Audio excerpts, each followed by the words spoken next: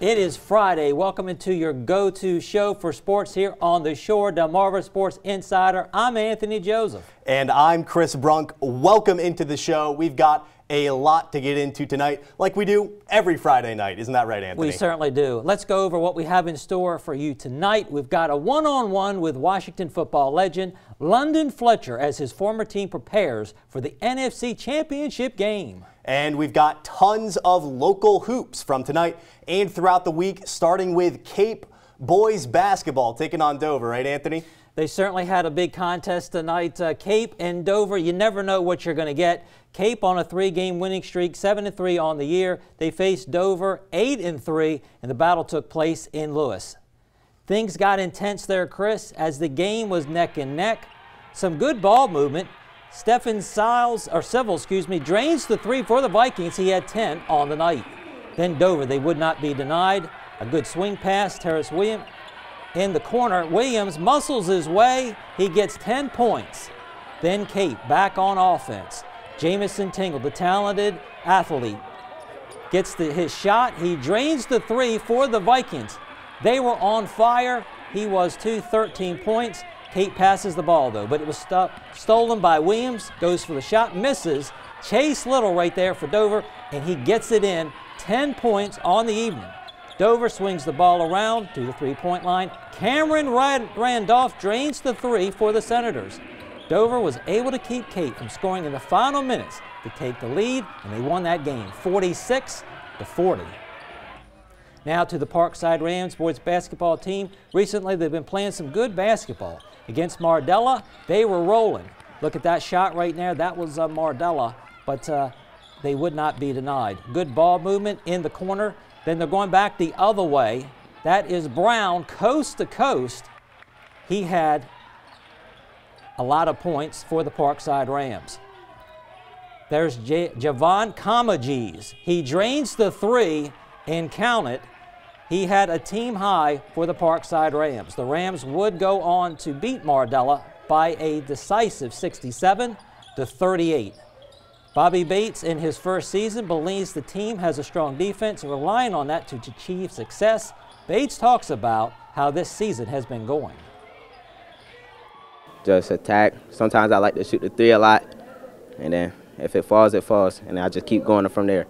I feel like I did good. I missed a couple shots. Could have had better opportunities to get my teammates more involved. I feel like I played good defense because at first we was in 3-2, and then when we switched to man, we got a lot of stops, and that's when we turned the game around. It feels good all the time.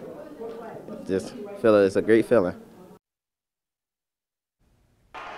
And we had a controversial ending to a thrilling game in Milford. Smyrna leading Milford for most of this one. Some crisp ball movement there, and it's Kwame Reddick with the short jumper in the paint. Eagles were up by 10 at half, but the Bucks just kept chipping away. Mike Mullen stopping and popping a mid-range J. The freshman led Milford with 16 points on the night. The Bucks had answers on offense every time they needed it. Matthew Adams for 3. He drains that one. Now 2 minutes left in the game. Xavier Green from the corner. He gets the bounce and he ties the game. Green fired up after that one, and it all comes down to this final sequence. Clock winding down. Milford gets the ball out in transition. It's going to be Mullen with a layup for the win, but he misses it. But Demir Collins right there for the follow. Did he get it off in time? That's the question. The officials talk about it. They say he did. A heartbreaker for Smyrna and a thrilling 54-52 victory for Milford. Here's Mike Mullen and Demir Collins after the game talking about their mentality coming down the stretch in a close one. Best part for real, literally. I feel like my mind is just like calm. We just like focus on what we always work on, stick to what we work on, and everything gonna work. Yeah, just every day. Our coaches. Every day we practice that every single day. Situation, we down by 3 in the last minute. Situation, we trust our coaches. We know they're gonna help us.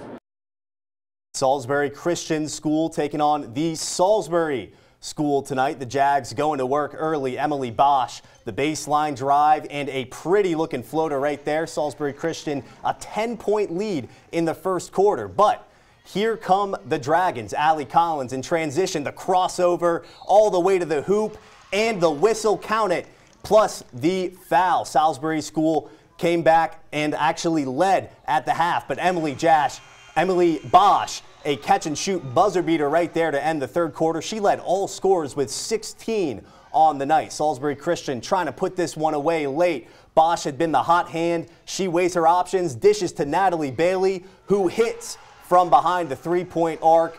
The Jags take down the Dragons in a tight one, 36-34. You can stay updated while we're at these games in real time. Follow WMDT Sports on Facebook and X right now.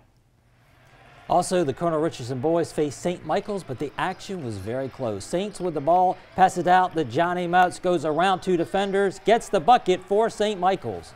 The Colonials, they like to pass it around too. LaShawn Allen shoots and drains the three. He'll have 10 points on the night for Colonel Richardson.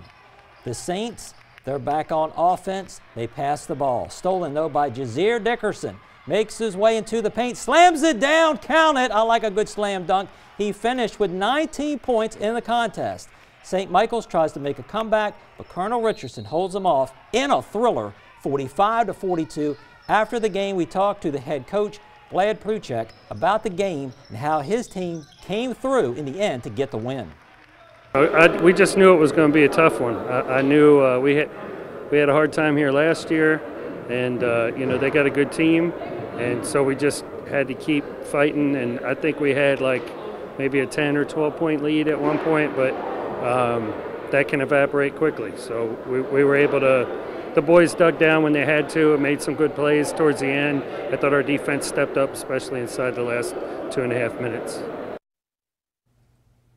And the Colonel's girl team also had some action against St. Michael's. Anthony, they've got a lot of talent on that team, and it sure showed in this game. The ladies of Colonel Richardson, they did not come to mess around against the Saints. Jazz Jackson getting the ball right there. She drives into the paint. An easy jumper for her. She had 19 points in this one. Now Jackson passing to Ella Downey, who goes up, gets the foul and the bucket. Downey had 17 points in this one. St. Michael's, now they did score and they kept from getting shut out right there, but the Colonels dominated this game. They won 58-5. That is not a typo. It was a 53-point win for the Colonels. That's a very rare score there, Chris. Now to minor league baseball. The Delmarva Shorebirds will have some familiar faces and some new ones. Colin Woody will be back as the manager for the team. He's the 18th manager for the Shorebirds. Hitting coach Christian Polson and athletic trainer Griffin Pollitt will also return. Mason Gomez is back as a clubhouse manager. Fundamentals coach Luis Severino is a newcomer to the Shorebirds, and coach Will Reichel is also joining the staff. We're calling our first time out, but when we return, we're chatting with Washington football legend London Fletcher. As his former team is preparing to play in the NFC Championship game. We've got that and more when Delmarva Sports Insider returns. This is David Hearn, head football coach at Delmarva High School, and you're watching Delmarva Sports Insider.